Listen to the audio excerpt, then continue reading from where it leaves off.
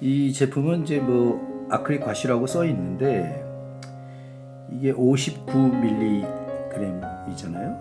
근데 보면은 이게 나중에 보면 여기 이 통을 열 수가 있어요. 이거 열리잖아요. 열리면은 물감을 섞어 가지고 여기다가 넣을 수가 있겠더라고요.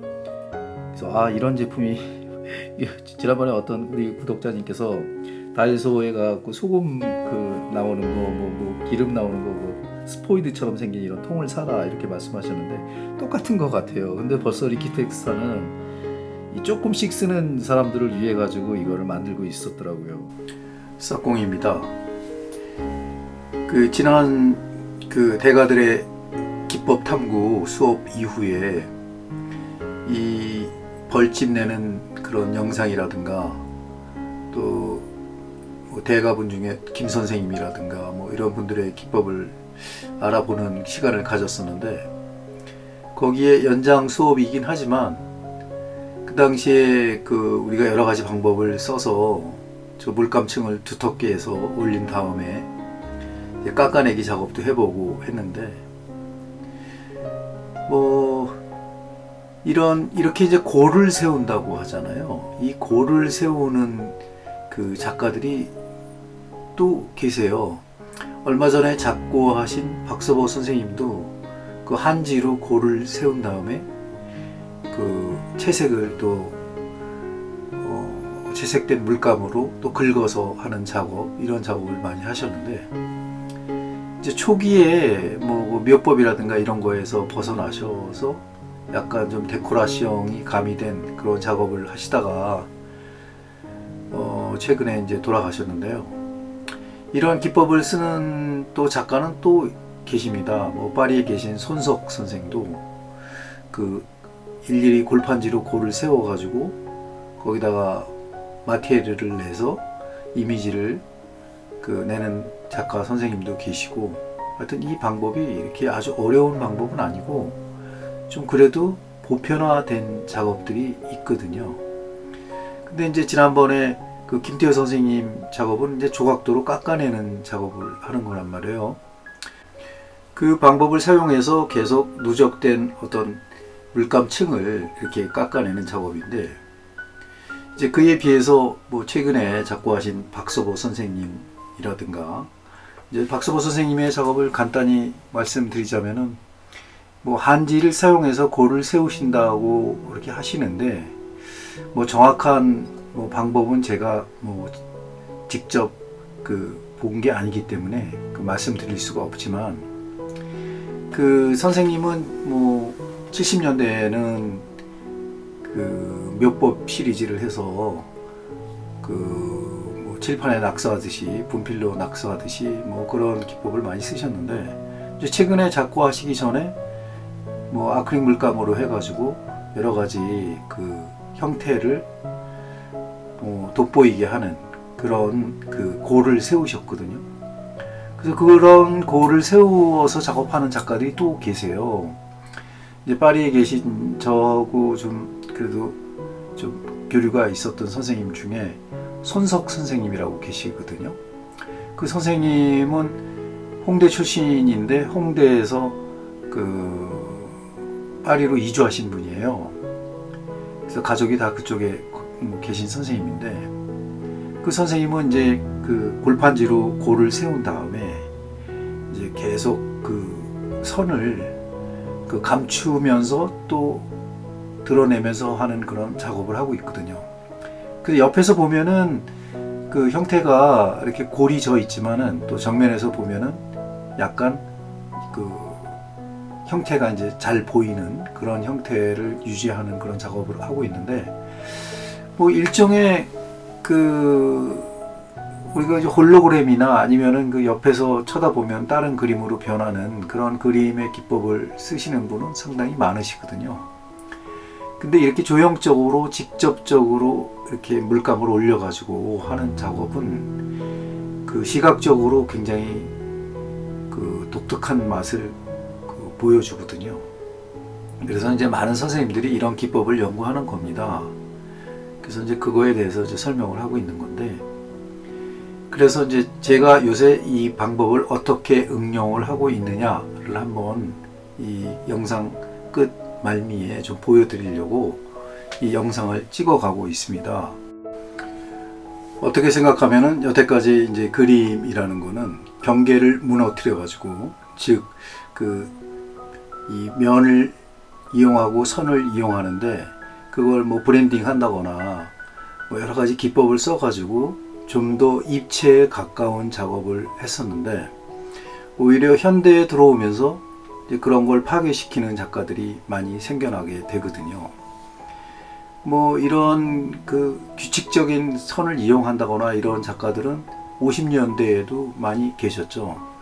뭐 미국의 제스퍼 존스라든가 이런 분들은 또 미국 국기를 이용해 가지고 그런 고를 세워서 경계를 또 세우는 그런 작업을 하신 분도 계시고, 뭐 조각으로도 발전하고 여러 가지 이제 입체적인 조건으로 이제 많이 발전을 하거든요. 근데 이제 요즘 최근에 이제 우리 한국에서 드러나는 이런 작업들을 보면은 여러 가지 다양한 형태로 변하고 있습니다. 뭐 조각에서는 커넥팅 아트도 있고 여러 가지 또 어떤 장르를 개척하시는 선생님도 계시고, 우리나라에서는 입체적인 효과를 내기 위해서 뭐 서도 선생이나 아니면은 또 수술 가지고 하는 그 선생님도 계시고, 뭐 벽에 또 못을 박아서 형태를 나타내게 하는 화인기 선생님도 계시고, 그 다양한 선생님이 계십니다. 그런 그 기법들은 제가 말씀드리다시피 하나의 경계선을 오히려 무너뜨리는 그런 게 아니라 다시 세우는 그런 효과를 가지고 있거든요. 마치 담장을 세우듯이.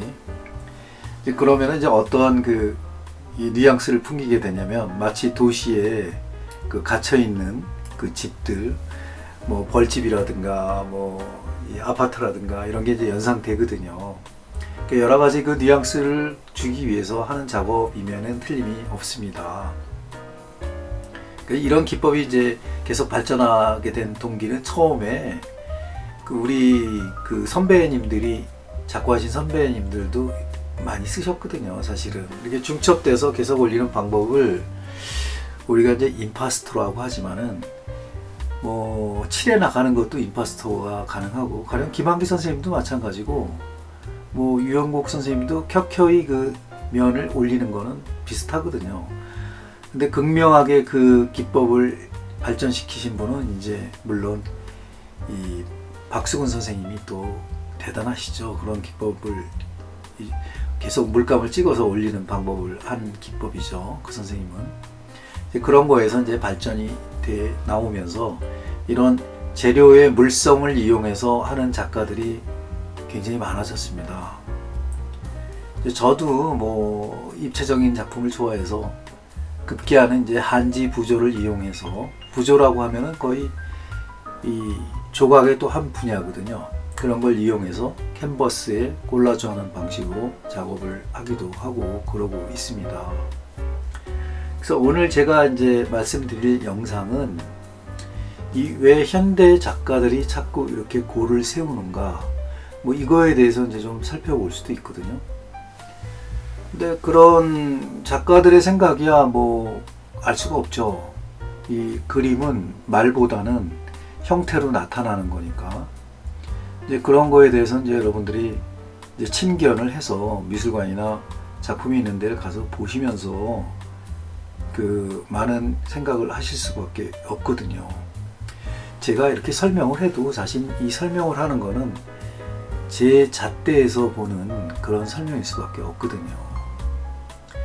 근데 이러한 방법들은 사실 이론적으로 보는 것보다는 재료학적으로 보면은, 기법면 특히 보면은 우리나라는 고려 시대에도 존재했던 기법들이에요. 고려 시대에는 이제 어떤 식으로 했냐면은 상감청자가 있겠죠. 상감청자는 뭐 은근과 끈기가 없으면은 작업을 못하는 작업 중에 하나인데, 지금 그 비치색의 영롱한 그 자태와 또 그 공을 들인 그런 상감 청자들이 뭐 박물관에 많이 있죠. 그 기법도 마찬가지로 이런 이 경계를 오히려 세우는 그런 작업이거든요. 이제 그러한 분야는 뭐 이 여러 가지 그 미술 사조에도 나타나거든요. 그 데코레이션을 중요시했던 그런 작업들, 그러니까 약간 장식적인 의미의 어떤 그런 작업들이 이제 자꾸 태어나게 되거든요. 지금 보고 계신 영상은 이제 제가 요즘 작업하고 있는 오방색 시리즈 작업들입니다. 그 지난번에 제가 벌집 구멍을 냈었다면 이번에는 약간의 그 담을 형성시켜 가지고 그 안에 물감을 가두는 형식을 하면서 위에서 보면은 그 나타나는 선은 그 오방색의 어떤 색깔을 떨어뜨려 가지고 계속 이 어떤 경계를 세워 나가는 작업인데, 이 작업은 지금 제가 한지 한 3년 정도가 돼 가지고 아직 전시할 분량은 나오지 않고 있습니다. 그래서 이제 그런 걸 좀 보여드리고, 이걸 또 연구하시는 분들이 어떤 식으로 풀어 나가실 건가는 뭐 저는 영상을 공유하니까 여러분들이 참조를 하셔도 좋을 것 같습니다. 저는 비밀이 없습니다, 원래.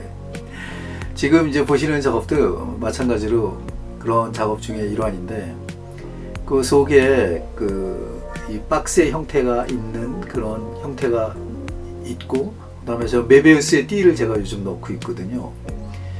그 메베우스의 띠라는 거는, 메베우스라는 거는 여러분들이 잘 아실 거예요. 그 무한대에 어떤 결국은 만나지 못하는 거죠. 계속 무한대로 가는 그런 선들인데, 뭐 그런 거를 임파스토 기법, 뭐 박수근 선생님이 쓰셨던 기법이라든가 뭐 여러 가지 그거를 응용해서 제가 이제 제 기법으로 만들고자 지금 연구하고 있는 작업들이거든요.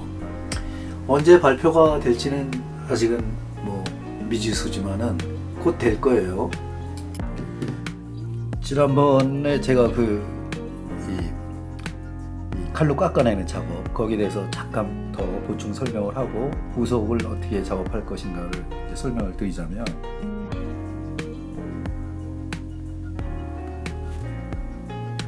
이 작업에도 응용을 할 수가 있는 거죠. 이거는 뭐 간단하게 어떤 묻힐 수가 있기 때문에 굳이 붓을 안 쓰고도 지금 여기 오방색을 갖다가 제가 입히고 있거든요. 이것도 마찬가지로 제가 골을 세우고 있는 거니까 그 골을 세우는 데에는 부족함이 없습니다. 이게 이런 식으로 제가 작업하고 있어요. 옐로우는 이렇고, 그 다음에 버밀리온, 그리고 이제 아크릴 물감에 이제 장단점이 있는데, 좀 건조하긴 하지만 발색이 좋으니까 산뜻하죠. 그래서 그런 거는 이제 큰 장점이죠. 그리고 오일보다 다루기 쉽다는 거, 그거는 진짜 커다란 뭐 혁명일 수도 있죠, 어떻게 보면. 하지만은 이제 이거를 호불호가 있는데 약간 건조한 맛이 있어서 싫어하시는 분들도 계시더라고요.